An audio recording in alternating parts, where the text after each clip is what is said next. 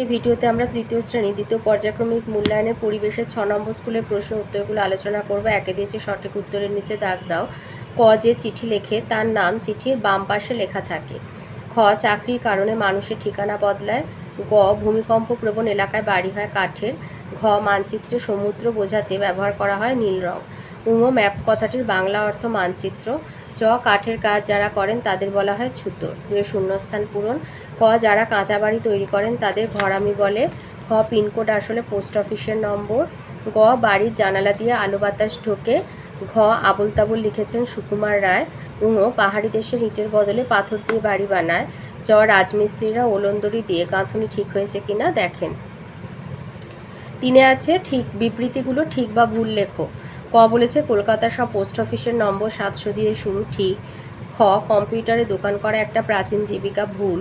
গ, প্রত্যেক বাড়িতে ছাদ বা চাল, মেঝে, জানালা, দরজা থাকা জরুরি, ঠিক। ঘ, সকলের তরে সকলে আমরা, প্রত্যেকের আমরা পরের তরে হবে, এটা সকলের আছে তাই ভুল।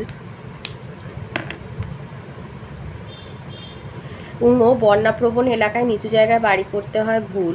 চ, বাবার বোনকে মাসি বলে, ভুল, বাবার বোনকে পিসি বলে। আর বন্যাপ্রবণ এলাকায় উঁচু জায়গায় বাড়ি করতে হয়।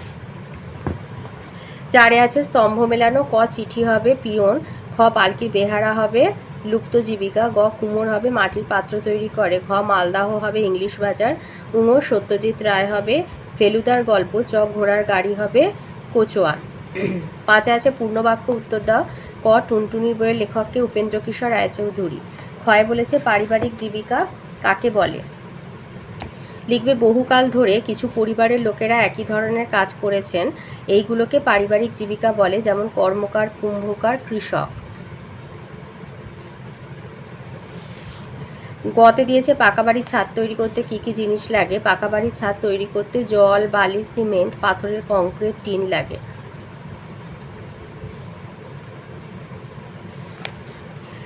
আচ্ছা, ঘতে দিয়েছে আমাদের রাজ্যের নাম কি। আমাদের রাজ্যের নাম পশ্চিমবঙ্গ। তার রাজধানীর নাম কি। রাজধানী হলো কলকাতা। ঙতে দিয়েছে প্রাচীনকালের মানুষ কি দিয়ে তাঁবু তৈরি করতো। লিখবে প্রাচীনকালের মানুষ পশুর চামড়া জুড়ে তাঁবু তৈরি করতো। চ বলেছে আমি অনুষ্ঠান বাড়িতে রান্না করি, খাবার পরিবেশন করি আমি কে, ক্যাটারার। ছয়ে বলেছে যাযাবর জীবন কাকে বলে, তাদের জীবন কেমন ছিল, 3 নাম্বার। লিখবে আদিম মানুষরা গুহাতে থাকতো, তবে গুহাতেও শান্তি ছিল না, কিছুদিন পরে সেখানে খাবার ফুরিয়ে যেত, তখন তারা অন্য জায়গায় চলে যেত।